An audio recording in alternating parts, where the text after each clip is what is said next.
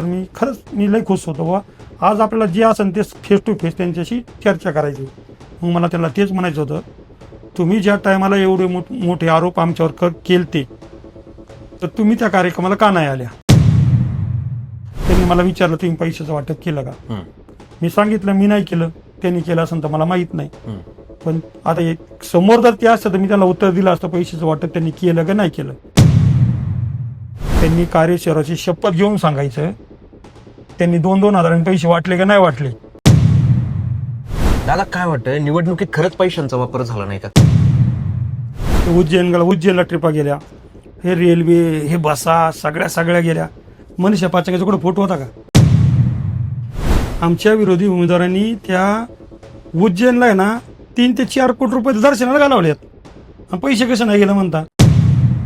निर्मला नवलेंची परिस्थिती काय आहे हे तुम्हाला माहिती आहे. ते सोन्याचा चमचा घेऊन आलेत तोंडात. आमच्याकडे सोन्याचा चमचा जर्मलचा सुद्धा नव्हता आम्हाला. ते म्हणजे आम्ही पैसे नाही वाटलं का. तुम्हाला माहिती आहे शिरूरची इलेक्शन झालं नगरपालिकेचं, तिथं यांचा भाऊ उभा होता. त्या शिरूरच्या नगरपालिकेच्या इलेक्शन त्या वार्डात विचारा यांनी भावासाठी 15 ते 18 हजार रुपयांनी पैसे वाटलेत. आणि ही काय यांनी का स्वतःसाठी वाटले नसतील का. तुम्ही हा प्रश्नच कसा विचारू शकता पैसे नाही वाटले यांनी म्हणून. अगं लय पैसे वाटल्यात. यांची माझी इलेक्शनच नव्हतं, माझं इलेक्शन तुतारीचं माझं होतं. पण यांनी इलेक्शनला पैसे वाटल्यामुळे तरी कमीत कमी 2 नंबरला आल्यात.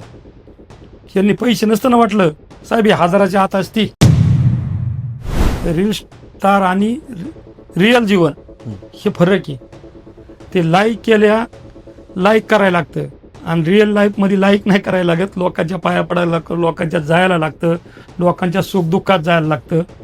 पण त्यांचे त्या लाईक कमी नको व्हायला म्हणून त्यांनी आता काय केलंय, हे आमच्यावर ड्रग्सचे आरोप, दारूचे आरोप आणि पैशाचे आरोप केले. कारणं भरपूर आहे. ही नाही कोणाच्या दारात गेलेली, नाही यांनी कोणाला मदती केलेल्या. बरं 25 तारीख MIDC ज्या लोकांच्या जमिनी गेल्यात ना त्या लोकांना बिझनेस नाही मिळले इथे यांच्या काळात. यांच्या नातेवाईकाला तर बिझनेस मिळले. मग ते तरुणांनी तरी काय करायचो. ही तरुण विरोधात जाणार ना.